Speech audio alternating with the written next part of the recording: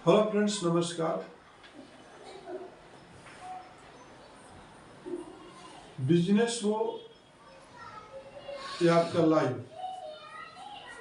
जात आप देखो सर, जात लोग गांव में बोलते थे कि जाता, एक पत्थर ऊपर आता था, एक पत्थर नीचे, और इसके ऊपर से लकड़ी से आदमी पीसता था। नीचे जो भी डाला जाता पीस के बाहर आ जाता, वही आपका चक्की का आटा हो गया।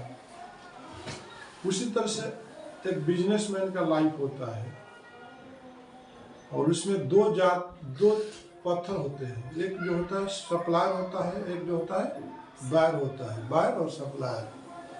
और बीच में जो है गेहूं की तरह जो है ना, बिजनेसमैन ऐसे पीसते जाता है, पाउडर बनते जाता है। ठीक है, और पाउडर बन करके सबको फीडिंग करते रहता है, सबको लाइफ को फीडिंग करता है। बिजनेस का मतलब क्या है कि अपने आप को फीडिंग देना, दूसरे लोगों को जिंदा रखना, वही बिजनेस का पॉलिसी है। जिस तरह से आपके घर में भी होता है, एक माँ होती है, बहू और बेटा के दोनों के बीच में पीसती रहती है। बाप होता है, बेटा बहू के बीच में पीसते रहता है।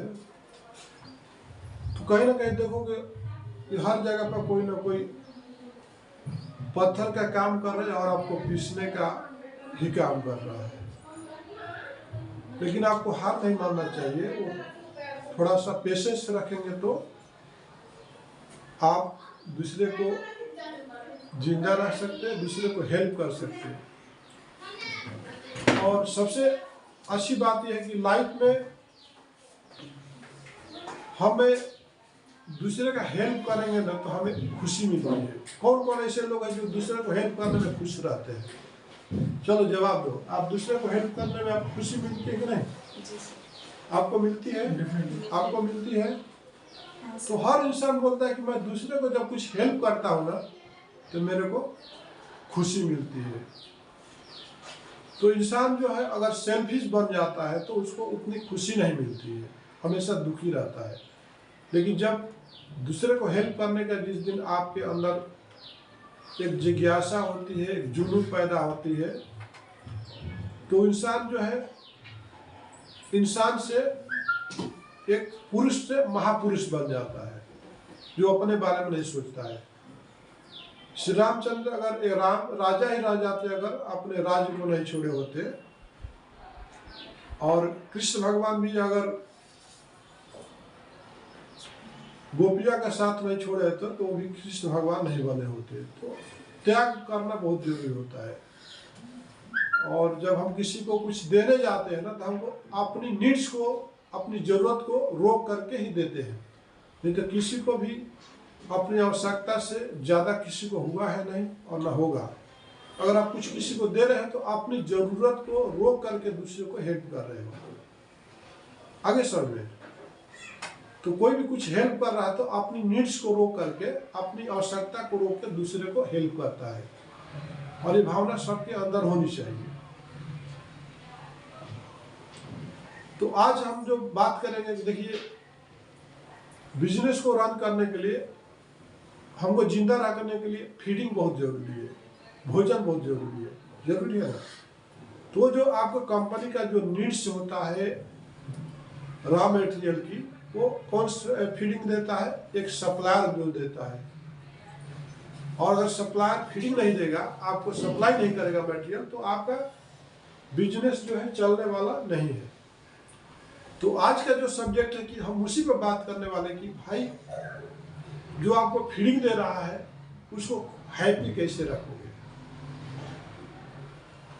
देखिए, तकलीफ में तो सभी लोग याद करते हैं जो देता है, जो फीडिंग देता है। जैसे भगवान के मंदिर में जाते हो, मस्जिद में जाते हो, गुरुद्वारा में जाते हो, चर्च में जाते हो, आप ज्यादा भगवान के ऊपर कब ध्यान देते हो? जब आप तकलीफ में जाते हो। जब आप तकलीफ में नहीं भी रहे तो भी ध्यान दिए तो आपको तकलीफ नहीं आएगी। और तकलीफ आती इसलिए है कि आप ज्यादा से ज्यादा, भगवान आपको तकलीफ इसलिए देता है कि आप जो है ज्यादा भगवान के संपर्क में बने रहे, ठीक है। तो आज की जो स्थिति है बिजनेसमैन की, उनके लिए जो सप्लायर है एक गॉड से कम नहीं है, और कभी भी कस्टमर और सप्लायर को लोग गॉड की उपाधि दिए हैं कि वो देखिए हम वो दे रहा है तो हम लोग का संसार चल रही है ना। जब वो नहीं देगा, आप मटेरियल भी दे रहे हो तो उधर से आपको कुछ मिल रहा है, और परचेज भी कर रहे तो आपको कुछ उधर से मिल रहा है, तभी आप जिंदा हो। इनलेट आउटलेट हमारे शरीर में भी होता है। हम पानी पीते हैं, फिल्टर होकर के किडनी साफ करके फिल्टर होकर हमारा यूरिन में कन्वर्ट हो जाता है।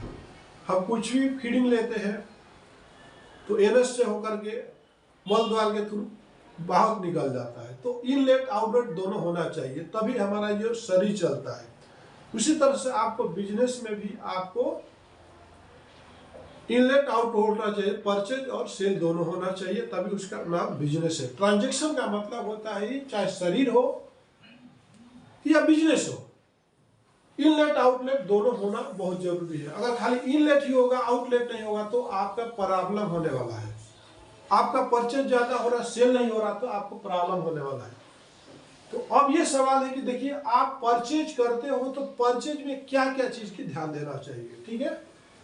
आपको वेंडर सर्च करना होता है कि कौन वेंडर अच्छा है। तो अच्छा वेंडर के लिए देखिए बड़ी बड़ी कंपनियां क्या करती है, आपके पास परचेज ऑर्डर आता है, इंक्वायरी आती है, इंक्वायरी आपके पास आती है ना, कोटेशन देते हो, कोटेशन के बाद कस्टमर आपसे वेंडर फॉर्म भेजता है ना कि आप फिलअप करके दो।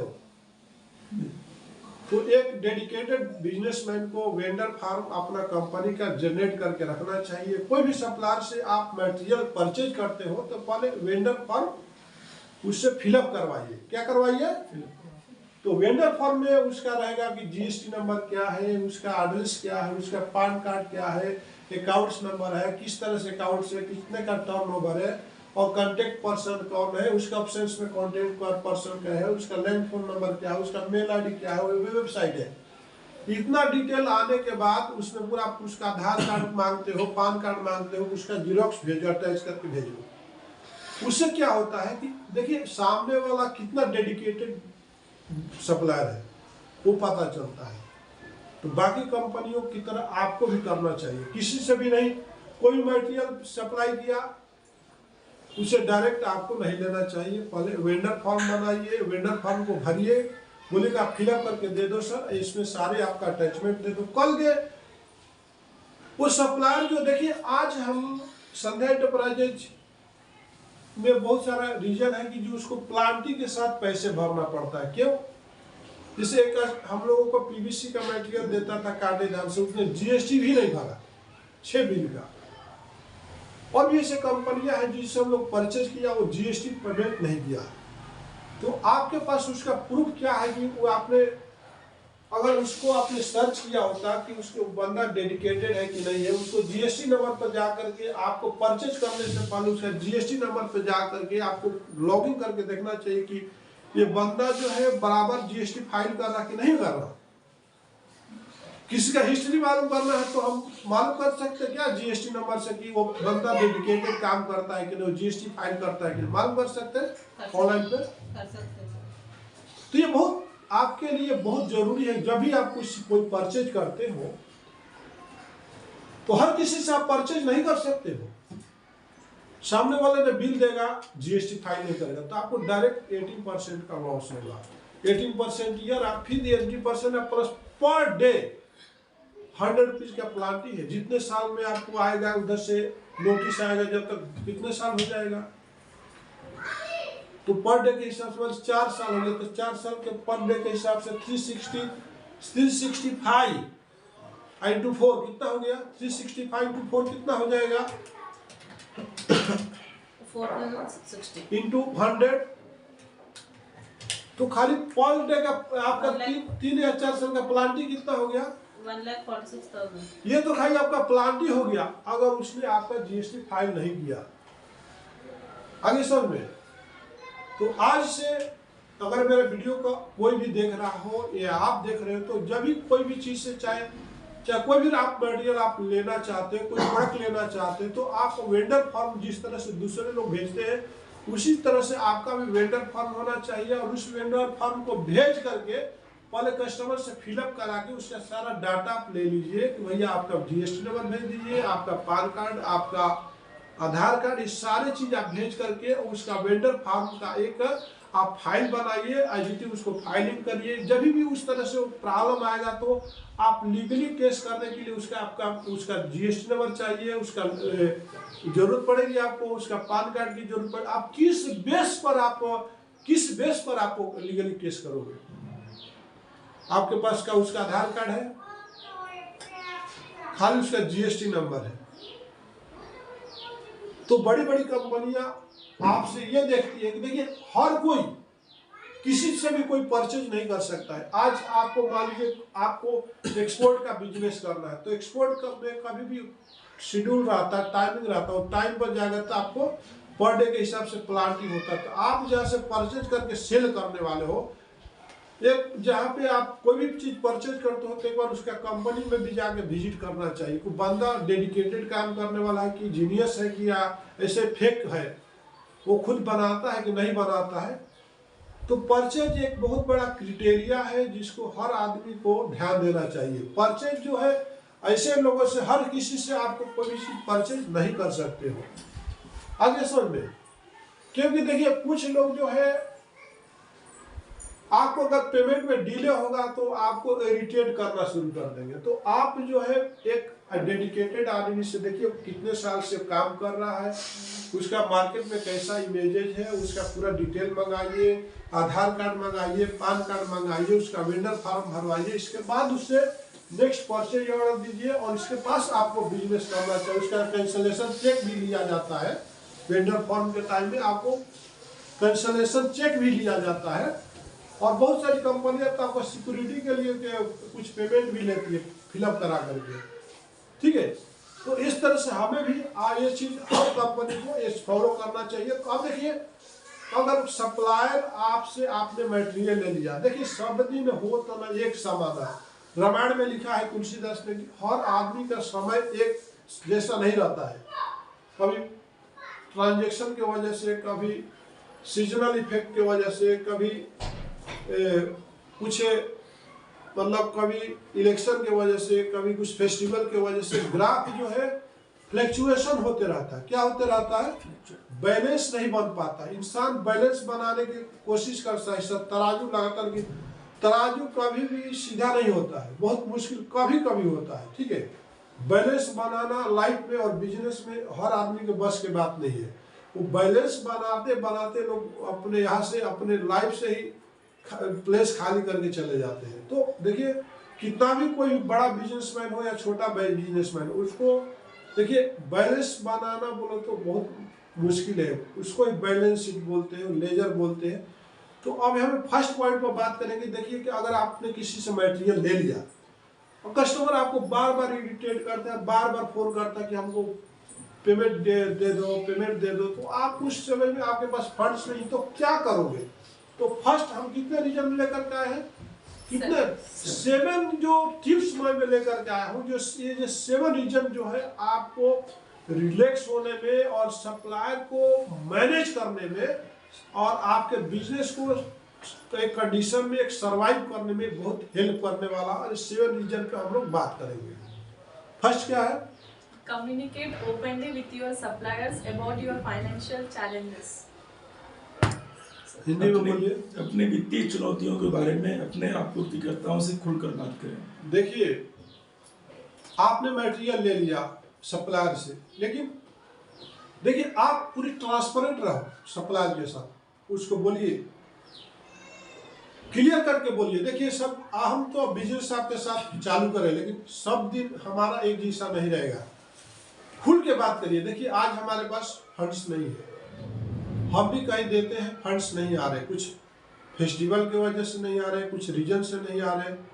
तो आपको हमारे जो है फाइनेंशियल स्थिति को समझना होगा कि हमने आपसे बिजनेस चालू किया है और कई ट्रांजेक्शन हो चुका है, 1-2 ट्रांजेक्शन अगर डिले हो रही है तो आपको इतना अपना पेशेंस को नहीं खोना चाहिए। एक क्लियरली आप ट्रांसपेरेंट होकर के सप्लायर से आपको बात करना चाहिए, उसको समझाना चाहिए, और वो नहीं समझ पाता है तो धीरे धीरे वैसे सप्लायर को अपने लिस्ट से, अपने लाइफ से धीरे धीरे बाइकआउट कर देना चाहिए, और भी नए सप्लायर को आपको सर्च करना चाहिए। सेकंड टॉपिक क्या है? Prioritize payments to critical suppliers. महत्वपूर्ण आपूर्तिकर्ताओं को भुगतान के लिए प्राथमिकता दें।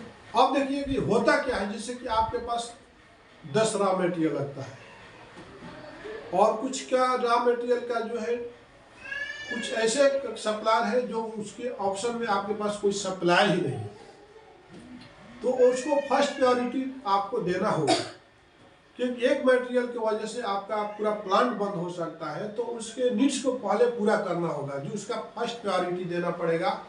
और जो और भी सप्लायर रहते हैं जो आपको उसके कई एक सप्लायर होते हैं, तो वहाँ पे आप थोड़ा सा मैनेज कर सकते हो, आप थोड़ा सा टाइम डिले कर सकते हो, लेकिन जो आपको फर्स्ट प्रायोरिटी किसको देना चाहिए, जिसके बिना आपका प्लांट बंद होने वाला है, तो वैसे सप्लायर को आपको फर्स्ट प्रायोरिटी दे करके उसके साथ आगे कंटिन्यूअस काम करना बहुत जरूरी होगा।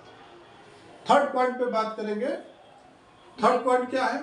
Negotiate new payment terms with suppliers.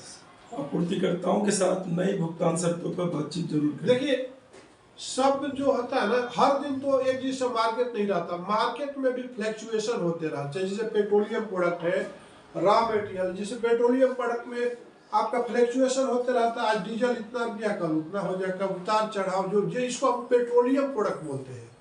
जितने भी केमिकल्स है, जितने भी जो केमिकल्स होते हैं ना, जैसे रबर में आपका केमिकल होते हैं, जैसे जिंक ऑक्साइड होता है, स्टेरिक एसिड होता है, और बहुत सारा जैसे पीवीसी में DBLS, TBLS, ALS और CPW और DBPL है, DOPI, ये सारे जितने भी होते हैं ना, इसमें फ्लैक्चुएशन होते रहते हैं रेट में। तो आपको भी अप टू डेट होते रहना चाहिए ऑनलाइन पे कि आज का डेट क्या चल रहा है। बहुत सारे ऐसे कंपनी एजेंसी है जिसे आपको, उनसे आप कांटेक्ट कर, तो डेली आपको अप टू डेट करते रहेंगे। इसका न्यूज में भी आता है, आप उस पर देखिए कि आज का CPW का रेट क्या है, आज राम में PVC का रेट क्या है, तो वो लोग डेली करते हैं कि आज 61 rupees metric 6000 something metric ton चल रहा, तो आप मतलब 60 रुपीज हो गया। तो फ्लैक्चुएशन होते रहता है, ये आपको नॉलेज होना चाहिए, नहीं तो आपका जो सप्लायर है ना, आपको हमेशा एक ही रेट पर देते रहेगा और आपको वहाँ पर लॉस होते जाएगा। तो आपको ये देखना चाहिए कि आज का जो मार्केट प्राइस क्या है, तो इसलिए आप जो है निगोशिएशन हमेशा सप्लायर से बात करते रहिए कि भाई आज जो इसका रेट कम हो गया, जिससे आप PVC का मटेरियल लेते हो तो उसमें फ्लक्चुएशन होते रहता। एक समय था कि ज़्यादा हो गया था, और आज समय एक पर रेजिन का जो कीमत था 145 रुपया किलो हो गया था, आज 60-70 रुपया किलो है। देखिए 2 साल पीछे जो था 145 रुपीज हो गया था, और अब आज का कीमत बहुत कम है। तो आपको अब वही आप नहीं ध्यान दोगे तो 145 में दे देगा, नहीं तो 100 में दे देगा आपको। उसी तरह CPW है, उसी तरह स्टेरिक एसिड एक बार, जिंक ऑक्साइड एक बार 200 रुपया किलो चला गया था, आप 150 रुपया किलो। उसी तरह स्टेरिक एसिड एक बार ज्यादा हो गया था, ये आपका 115 रुपया किलो पर आ गया। तो कहने का मतलब कि जब भी आप सप्लायर से आप मटेरियल लेते हो तो आपको अप टू डेट होते रहना चाहिए परचेज वालों की, भाई आज का मार्केट प्राइस क्या है, आज मार्केट में इसकी प्राइस क्या है, और उसके हिसाब से भी आप परचेज ऑर्डर में अप टू डेट करते रहना चाहिए, परचेज ऑर्डर देते रहना चाहिए, और उसको बताते रहना चाहिए। जो जिससे आप लेते हो उसको मैसेज कर दें कि आज का ये प्राइस चल रहा सर, तो आप इसके हिसाब से बिलिंग करो। निगोशिएशन बहुत जरूरी है, नहीं तो आपके आंख बंद करके ट्रस्ट करते हो, और ट्रस्ट के पीछे आपको चाकू मारते रहते हैं पीछे से। इधर चाकू बोलते ना भैया, पेट पर मार दो लेकिन पीठ पर मार, पेट पर मार, ऐसे बोलते ना। तो ऐसे ऐसे आपको बहुत दिक्कत होने वाली, इसलिए प्राइस परचेज कोई मामूली सब्जेक्ट नहीं है, और परचेज ही तो मेन है। परचेज और सेल जिसको मालूम हो गया तो वही तो बिजनेस कर सकता है, वही प्रॉफिटेबल बिजनेस कर सकता है। अब हम 4th पॉइंट पे चलेंगे। Explore financing options to bridge the funding gap. Funding अंतर को पाटने के लिए वित्त पोषक विकल्पों का पता लगाएं। देखिए अभी जो क्या होता है कि जैसे आप मान लीजिए आपका फंड्स बहुत प्रॉब्लम चल रही है, ब्रिज का मतलब होता है कि पार्टनर, बहुत गैप आ गया है आपके जो है सप्लायर से और फंड से बहुत गैप, आपसे सप्लाई से दोनों से बहुत गैप आ रहा है। उसके बीच में एक क्या फाइनेंस ही हमको गैप लेके आ रहा है और पैसा ही हमको नज़दीक लेके आता है किसी से। मनी जो होता है ना, हमको किसी न किसी से नज़दीक ही लेके आता है। और जैसे हमारे पास फंड से खत्म होने लगता है तो हमसे लोग दूर होने लगते हैं, राइट। जिस तरह से आपके पर्स में पैसे है तो आपका दोस्त आपके आजू बाजू घूमते रहेंगे, अरे भैया चलो पार्टी कर लेते, चाय पानी हो जाए। लेकिन जैसे देखेंगे कि जब आप पर्स निकालोगे और आपके आजू बाजू वाला अगर नजर मार दिया इसमें पर्स में, यार पर्स तो खाली दिख रहा, तो धीरे धीरे क्या करेगा, 10 मिनट के अंदर कुछ बहाना करके बोलेगा मेरा घर से फोन आ गया, आपसे दूरियां बनाना शुरू करेगा, ठीक है। उसी तरह से आपका परचेज में है, परचेज वाला जिस दिन आपको पैसे टनाटन दे रहे थे, टाइमली दे रहे थे, तो उस टाइम तो आपको बहुत, परचेज वाला आपको बहुत रिस्पेक्ट कर रहा था, खुश कर रहा था। लेकिन आज आपकी जब स्थिति थोड़ा कमजोर हो जाती है, आपका फंड से बराबर मेंटेन नहीं कर पाते, फाइनेंशियल थोड़ा प्रॉब्लम आ जाती है, तो सप्लायर भी इस तरह से इरिटेट होकर बात करता है, पेमेंट देते कि नहीं देते, मेरे को आना पड़ता, मतलब इस तरह से धमकी देता है कि जैसे कि आज वो आपका दुश्मन बन गया। कल तक आपका दोस्ती की तरह बात कर रहा था जब आप पैसे दे रहे थे तो, और आज वो दुश्मन की तरह बात कर रहा। तो दोनों को मिलाने में आपका दोनों का मतलब रिलेशन में जो ब्रिज का काम कर रहा था वो फंड्स ही था ना, फाइनेंस ही था ना।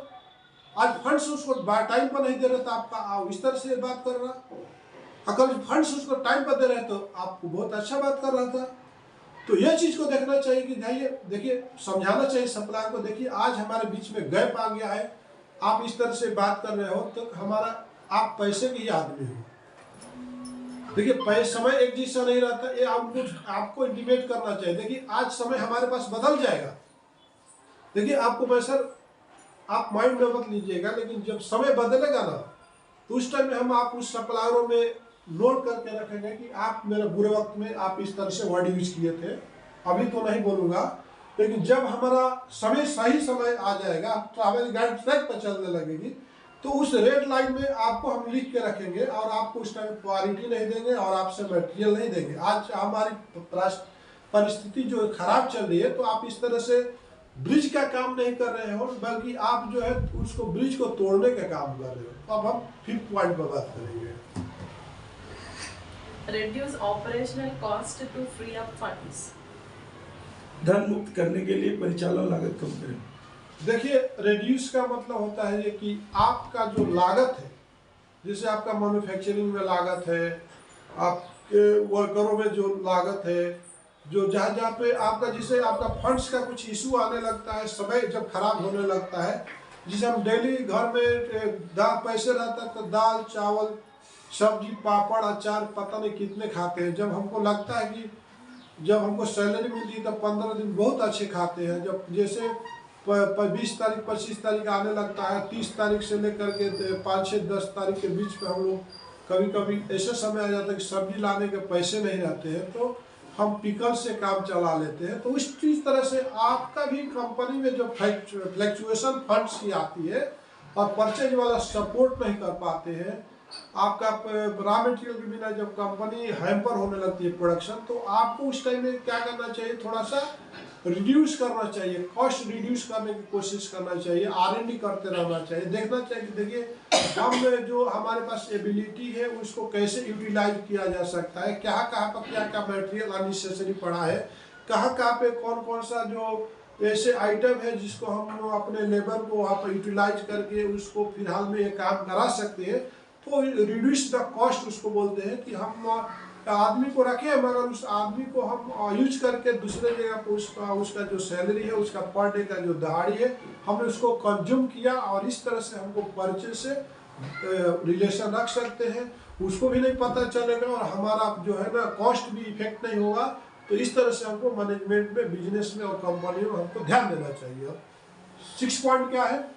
Maintain good relationships by making partial payments and staying transparent. आंशिक भुगतान करके और पारदर्शी रहकर अच्छे संबंध बनाए रखें। और देखिए होता क्या है कि जैसे कस्टमर आपको सप्लाई दे दिया, मान लीजिए और उसने 5 लाख का मटेरियल दिया, तो 5 लाख आप एट द टाइम नहीं दे सकते हो, तो आप पार्ट पेमेंट करके उससे रिलेशन बना के रखिए। जैसे होता है 5 लाख की जगह पर 50 दे दीजिए, 75 दे दीजिए, 1 लाख दे दीजिए। देखिए कहने का मतलब कि जैसे कोई भी परचेजर है या बायर है, तो आपसे अगर बिजनेस कंटिन्यूअस कर रहा है लेकिन लेन देन में थोड़ा सा आगे पीछे हो रहा है, तो वो कस्टमर आपके साथ बुरा नहीं है। लेकिन अगर मान लीजिए कि वो कस्टमर आपसे मटेरियल लिया लेकिन 6 महीने तक मटेरियल भी नहीं ले रहा और पेमेंट भी नहीं दे रहा, वहां पर आपको टेंशन लेने की जरूरत है।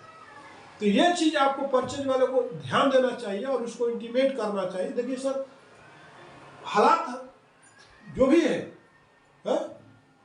मेरी हालात ऐसी है कि मैं कुछ कर नहीं सकता, है गाना है ना, कि मेरी हालात ऐसी है कि मैं कुछ कर नहीं सकता।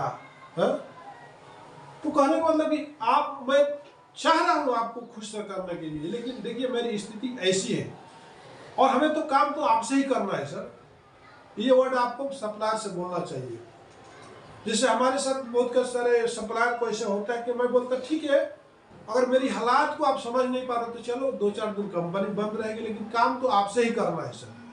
हम तो ये नहीं कि आपका पेमेंट रोकर के हम दूसरा एक नए वेंडर को सर्च कर लिए और आपका पूरी तरह से 6 महीने से आपको बिजनेस नहीं दे रहे, ऑर्डर नहीं दे रहे, हम पार्ट पेमेंट आपको कर रहे हैं, लेकिन आपके साथ हम रिलेशन को मेंटेन कर रहे हैं ना सर। तो वहाँ पे जो है आपका सप्लायर जो है हर हालत में आपको छोड़ेगा नहीं और आपका भी जो काम चलते रहेगा।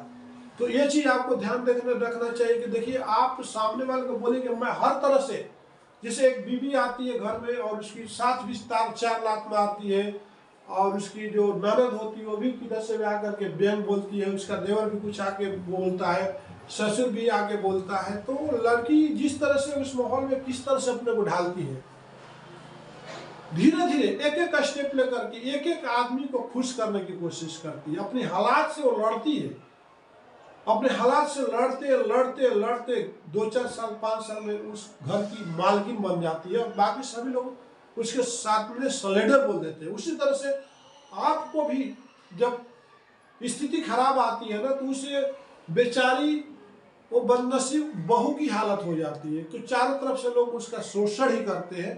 तो इसी तरह से जब कोई भी मैन्युफैक्चरर हो या बिजनेसमैन हो या कोई फैमिली वाला हो या कोई भी पर्सन हो, जब ऐसे बुरे वक्त आते हैं तो आपके साथ बहुत लोग मतलब कि जो लेन देन रखते थे वो काफ़ी नाराज हो जाते हैं। और उस टाइम में आपको ये जो 6 पॉइंट बोला ना, उसके हिसाब से आपको मैनेज करना चाहिए। देखिए आप फुल पेमेंट नहीं कर सकते तो पार्ट पेमेंट कर करके उसके रिलेशन को बनाए रखिए, तभी आप बिजनेस कर सकते हो। अब हम लोग 7 पॉइंट पर बात करेंगे, लास्ट पॉइंट पे।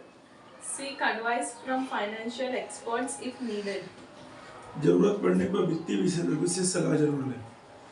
अब देखिए कि अब आपकी हालत ऐसी हो गई है कि आपके फंड्स का इतनी इश्यू हो गए हैं कि अब आपको कर्ज लेने की, देखिए फर्ज जब निभाना होगा तो कर्ज तो लेना पड़ेगा। अगर फर्ज को निभाना है, जैसे आपका बेटी जवान हो गई है लेकिन पैसे नहीं है, तो आपको अपने फर्ज को निभाने के लिए आपको कर्जा लेना होता है। आपके घर में कोई बीमार हो गया लेकिन आपके पास पैसे नहीं है, तो लास्ट जो 7 पॉइंट आता है कि आपको किसी फाइनेंशियल एक्सपर्ट से, बैंकिंग वाले से आपको सपोर्ट लेने की जरूरत आ पड़ी है। कोई सेठ से कोई इंटरेस्ट को पैसे लेने की नौबत आ पड़ी है, क्योंकि आपके जब सवाल है इज्जत की सवाल है और आपको बैलेंस बनाना बहुत जरूरी है। आपकी तबीयत घर में खराब है, आपके पास पैसे नहीं है, ज्वेलरी बेचने की जरूरत आ सकती है। बहुत सारे बिजनेसमैन को आप देखे होंगे कि अपने बीवी तक के ज्वेलरी भी बेच चुके हैं और फिर अपने आप को स्टैंड कर चुके हैं। जैसे आप अमिताभ बच्चन का हिस्ट्री देख सकते हो कि 1999 में वो बिल्कुल रोड पर आ चुके थे। फिर 2000 में जब उन्होंने कौन बनेगा करोड़पति लेकर के आते हैं, तो वहाँ से उनका जिंदगी का जो शुरुआत हो जाता है 99-2000 में, और फिर वो प्लेटफार्म पे आ जाते हैं। शाहरुख खान का भी वही हालत हुआ था। तो हर लोगों का हालत तो वैसा ही हुआ है। तो आप भी जब इस कंडीशन में जब गुजरते हो, जब देखिए कि अभी सारे दरवाजे बंद हो चुके हैं।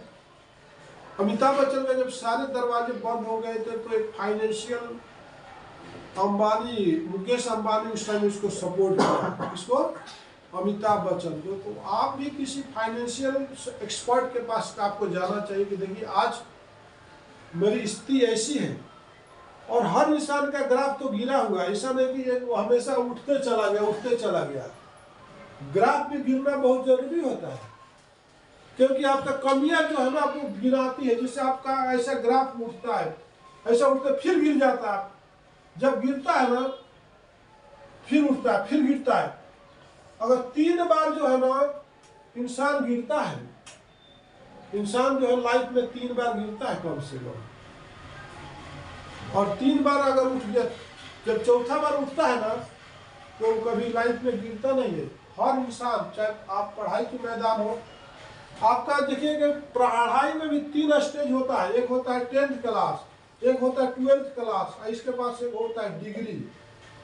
ये तीनों स्टेज पर हर लोग नहीं निकलते, लेकिन तीनों स्टेज पर गिर गिर के फिर निकलते हैं।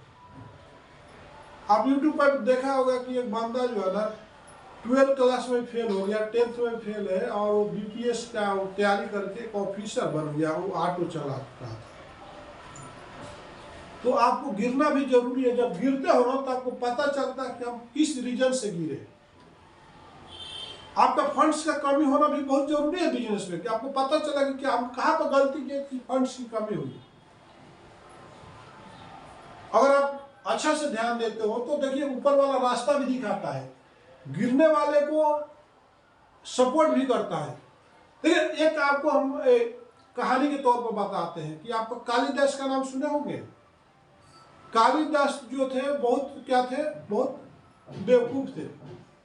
सूरदास का कहानी सुने होंगे। सूरदास वो लकड़हारे थे, लकड़ी काट काट करके जा करके गांव घरों में बेचते थे। तो लकड़ी काटते करते बेचते थे, राजा के पास जाते हैं, डेली उसके पास लकड़ी रख देते थे, फिर चले जाते थे, लकड़ी रखते थे, चले जाते थे। तो जब वो लकड़ी को रखते थे तो गए पैसे देने के लिए बुलाई, वहां के घर वाली महारानी बुलाती, तो बोलता है कि मेरे को लकड़ी का पैसे नहीं चाहिए, मेरे को आपके साथ एक समय गुजारना चाहिए होना। सूरदास बोलते ठीक है तुम्हारी मर्जी। जब वो महारानी उसके पास वस्त्रहीन जाती है और वो देखते हैं, और देखने के बाद वो क्या करते हैं, फिर अपने आंखों में बाहर निकल के दोनों आंखों में ऐसा सुआ मारते हैं। क्या मारते हैं? सुआ लगे से मार देते हैं और कुआं में गिर जाते हैं और बोलते हैं कि बचाओ बचाओ। और सब लोग रस्सी डाल रहे, कुछ बोला नहीं, मेरे को कोई हाथ से बचाने वाला आएगा ना, उसी के हाथ से मैं बचूंगा। तो उतना बड़ा हाथ किसका रहेगा? लास्ट में भगवान को आना पड़ता है और भगवान उसको हाथ पकड़ करके बाहर निकालते हैं। और फिर मैं चलूं, हाथ पकड़ लेता है, बोला हे प्रभु आप जो है ना एक बार अपना दिव्य शक्ति दिखा दीजिए। मैं इस संसार में देख लिख चुका हूँ, कुछ भी ये संसार में माया जाल है, सब विलासिता की चीज है, मैं इसको देखना नहीं चाहता हूँ। और बोले कि तुम एक काम करो, अपना दिव्य शक्ति दिखा दो। जब भगवान अपना दिव्य शक्ति दिखा रहे हैं तो बोलता ठीक है मैं चलूं, तो बोलता नहीं, मैं जैसा अंधा था ना वैसा ही कर दो। कि मैं जब आपका दर्शन कर लिया, मैं इस संसार को दर्शन नहीं करना चाहता हूँ। और देखो उस टाइम से सूरदास ने पूरे भगवान के बारे में लिख दिया, आंख नहीं रहते हुए, लेकिन आंख एक बार उनको तो मिला था, भगवान को तो देखे थे, तभी तो लिख दिया ना। बात समझ में आया? तो उस तरह से आपको जो है ना बिजनेस में भी आपको ऊपर वाले का ध्यान रखना चाहिए। और हर समय में आप जब दिक्कत में आते हो तो आपको किसको प्रेयर करना है? प्रभु आज मेरी दयनीय स्थिति है, आप ही बचा सकते हो। और हर हालत में मेरा चैलेंज है कि हर हालत में भगवान आकर के आपका फंड्स का व्यवस्था करते हैं। ये चीज मान के चलो, हर बुरे वक्त में किसी न किसी इंसान के रूप में भगवान आकर के आपका हेल्प करते हैं। और कोई भी काम आपका, चाहे सैलरी देने का हो, चाहे एडवांस देने का हो, चाहे GST करने का हो, चाहे डिस्पैच करने का हो, कभी भी अगर आप अपने भगवान पर ट्रस्ट रखते हो तो भगवान आपको जरूर हेल्प करेंगे। इसी के साथ मैं इस वीडियो को विराम देता हूँ। नमस्कार, धन्यवाद।